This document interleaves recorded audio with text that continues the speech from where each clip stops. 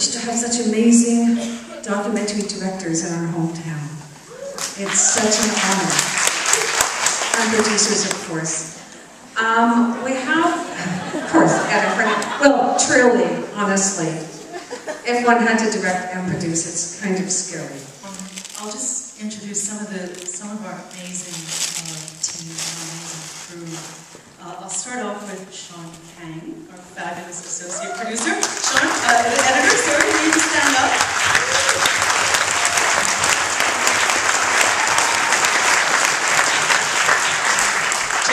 Jason Milligan, our wonderful sound recorder.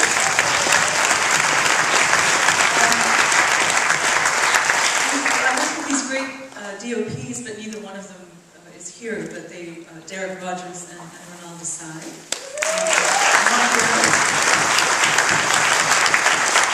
want to also thank Robin at Kino Smith and Jenny from Impact Partners, who's here.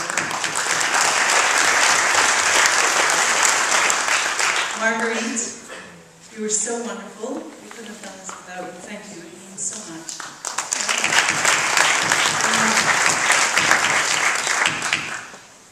Yeah, of course.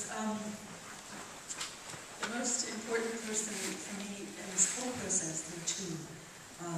My amazing editor, Dave Kazala.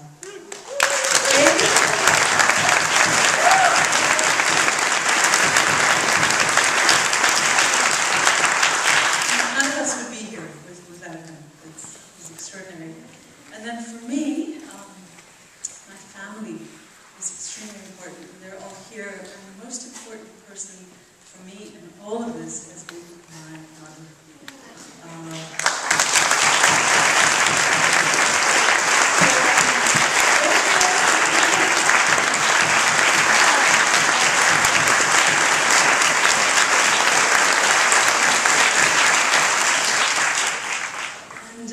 That's it. Thank you. Oh my goodness, of course, Daniel Pellerin.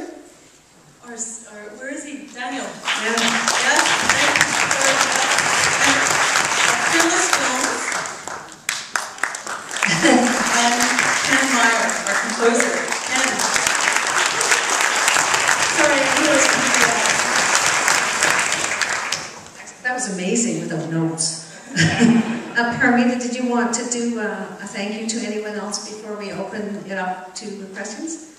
Just a brief thank you, but a heartfelt one to my wonderful team. They're not here, they'll be here for the next screening. And I just wanted to thank my family for being so supportive. And none of you know this, but my parents made a cameo here in the film, and last September I lost my father, so I'd like to dedicate this night to him.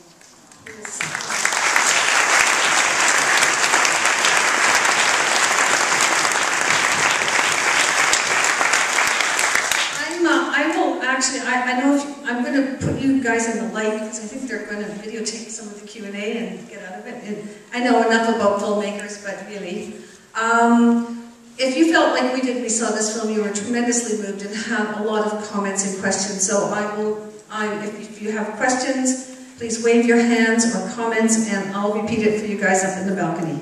Yes? Question for Nisha. It was a great portrait of different reactions to similar stresses, and of course of indoctrination, much like we have in our own society.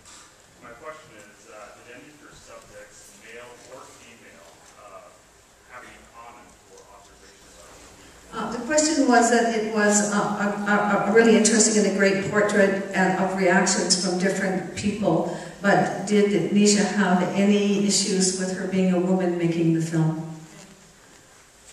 Hi, Mark.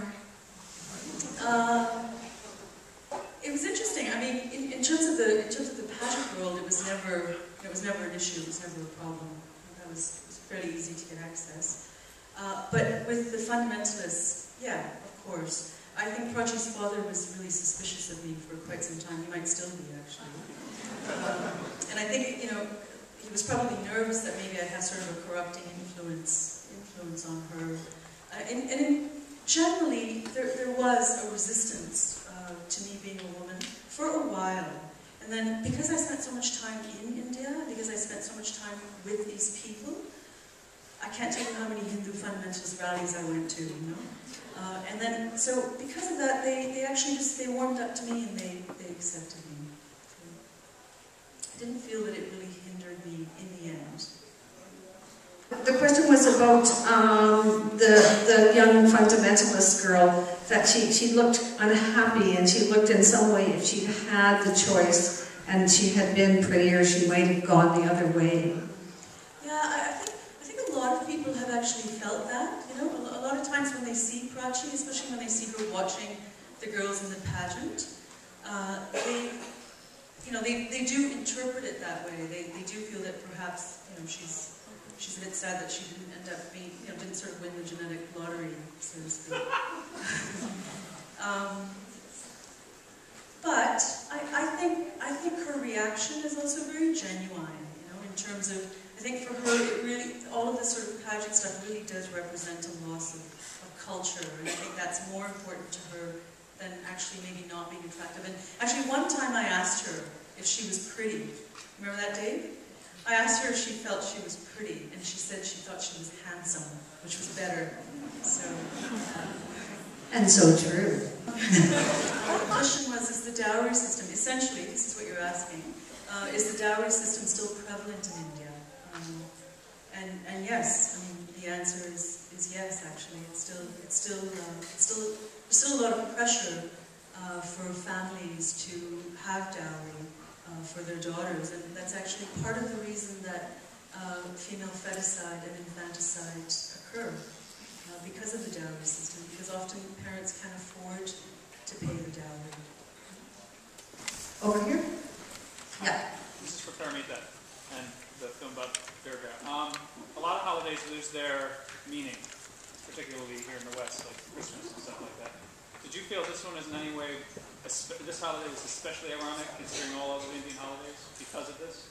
The question was that a lot of holidays, at least in the West, lose their meaning. But with this festival, did you feel that that was true, or that it was still invested with meaning?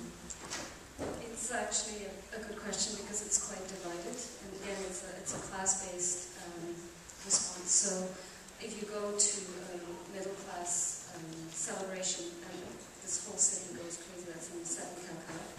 So if you go to upper middle class, people go there to wear new clothes and show off their new clothing, and I have images of people going to see the goddess, but nobody is praying. They all are taking photographs with their different mobile devices and all of that.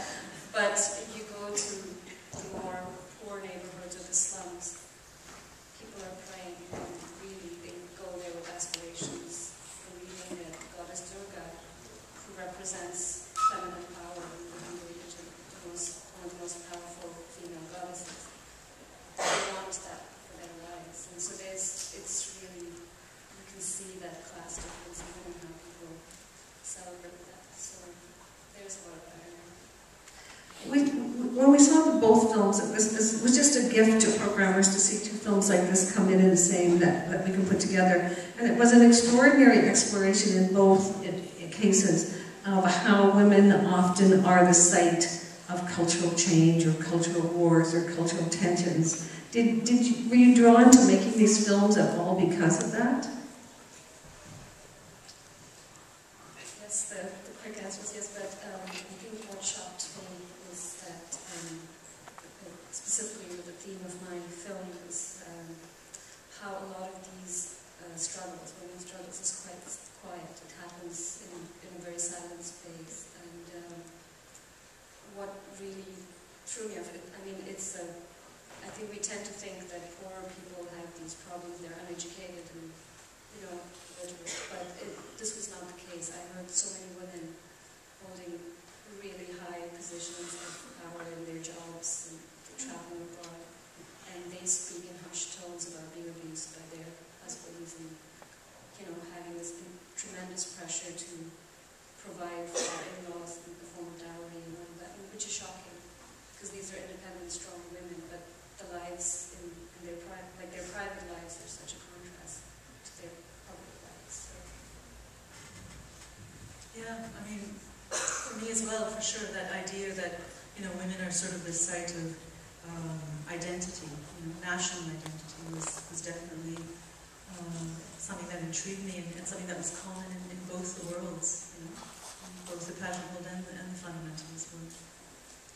I think of the culture wars we've had here in North America and the feminist wars and the vote right back from that and so on. It's quite extraordinary to make these links. I know there's more questions. The question is that for Nisha, that she obviously talked to probably a number of the beauty pageant contestants. Did she talk to all of them, or did she choose some? Did she lose some things in the editing or the cut that she wasn't able to use? Yeah, I mean, we lost a lot, actually. Lost a lot of material. And I basically, I think I followed maybe one girl, Ruhi, a fair bit. Ankita was always very interesting to me. So I followed her for a while, and then there were a couple of other girls that I tracked, but we lost all of them actually, other than Ankita and Ruhi. And Shweta was very difficult to lose because she was so smart. And she's the one that makes that comment about, the Indianization of America, because Americans are taking up yoga. So, but it was very difficult to actually film the contestants because they were constantly busy, and so we were always sort of struggling, and we wanted to make this kind of process-driven film where we really followed one or two girls, from the beginning to the end, and really got to know them. And that wasn't possible. So. Will Nisha be showing her film in India, and what does she expect the reaction might be from the general public? Yeah, I mean, we definitely have plans to screen in India, and it's hard to say, how people are going to feel. I'm going to India in a few weeks, and I'll be screening it with Prachi and her family, and I'll also show it to the contestants. Sometimes I get told that it's going to, there'll be tension, and I should be careful, and there's a lot of people have been saying that to me, lately. But I'm not sure, I feel not, actually.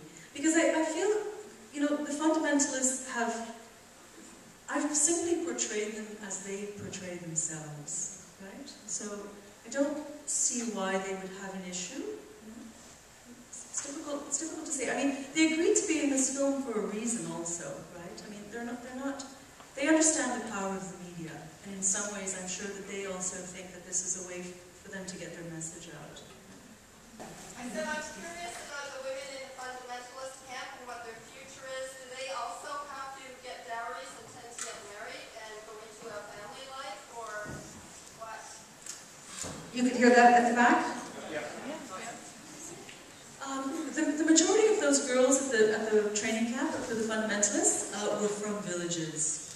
So the chances of them, I mean, yeah, absolutely, without a doubt, right? That is going to be their destiny. They'll have to get married, they'll have dowries, and live a very traditional life.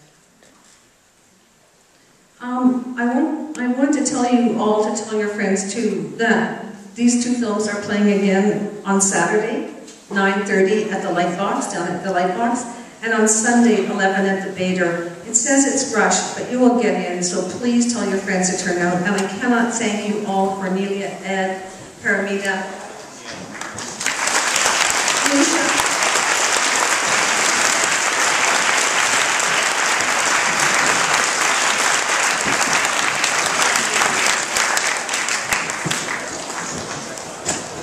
Don't forget to vote.